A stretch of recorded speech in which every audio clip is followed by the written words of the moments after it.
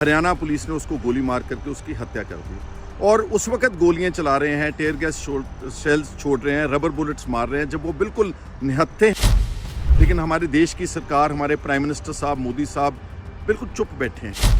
हमारे 200-250 किसानों को बहुत बुरी तरह से इंजर किया है, बहुत ज़्यादा उनके चोटें लगी हैं, उनकी मेडिकल रिपोर्ट्स हैं, लेकिन कोई कार्रवाई नहीं हो रहा। मैंने कभी नहीं देखा कि किसी बीजेपी का लीडर इस देश के लिए लड़ता हुआ उसकी कोई शहादत हुई हो। पंजाबी नौजवान शुभकਰਨ ਸਿੰਘ ਨੂੰ ਮਾਰਨ ਵਾਲਿਆਂ ਖਿਲਾਫ 302 ਦਾ ਪਰਚਾ ਦਰਜ ਹੋਵੇ। ਇਹ ਮੰਗ ਸੁਖਪਾਲ ਸਿੰਘ ਖਹਿਰਾ ਦੀ ਹੈ।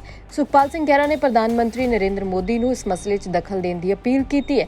ਇਲਜ਼ਾਮ ਲਗਾਇਆ ਕਿ ਬੀਜੇਪੀ ਸਰਕਾਰ ਦਾ ਜੋ ਵਤੀਰਾ ਕਿਸਾਨਾਂ ਦੇ ਨਾਲ ਹੈ ਉਹ ਇਨਸਾਨੀਅਤ ਦੇ ਵਿਰੁੱਧ ਹੈ। और उस वक्त गोलियां चला रहे हैं, टेयर गैस शेल्स छोड़ रहे हैं, रबर बुलेट्स मार रहे हैं जब वो बिल्कुल निहत्थे हैं और शांतमयी तरीके से पिछले 13 फरवरी से शंभू और खनौरी बॉर्डर के ऊपर बैठे हैं। लेकिन हमारे देश की सरकार, हमारे प्राइम मिनिस्टर साहब मोदी साहब बिल्कुल चुप बैठे हैं। उनके ऊपर उल्टा एक बैरिकेडिंग करके एक अलग बॉर्डर बना के अपने ही देश के किसानों को दिल्ली की तरफ आने से जो रोका जा रहा है, ये बहुत बुरी बात। और इससे पहले हरियाणा पुलिस ने पंजाब की टेरिटरी के अंदर घुस के ड्रोन्स के ज़रिए हमारे 200-250 किसानों को बहुत बुरी तरह से इंजर किया है, बहुत ज़्यादा उनके चोटें लगी हैं, उनकी मेडिकल रिपोर्ट्स हैं, लेकिन कोई कार्रवाई नहीं हो रही। और वो क्या मांग रहे हैं? वो इस देश के अन्नदाता के लिए, किसान खेत मजदूर के लिए वाजिब MSP के कानून मांग रहे हैं।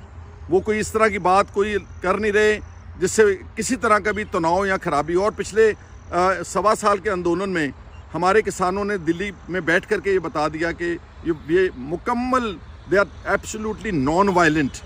अब वायलेंस कौन कर रहा है? वो हरियाणा की पुलिस। वहाँ से हमारे किसानों की हमारी मांग है कि प्राइम मिनिस्टर साहब आप उनको खुद इंटरफेयर करना चाहिए। जो गिल्टी पुलिस ऑफिसर्स हैं उनके खिलाफ 302 का मुकदमा होना चाहिए। जो 200-250 किसान इंजर किए उनके खिलाफ गिल्टी पुलिस ऑफिसर्स के खिलाफ कार्रवाई होनी चाहिए।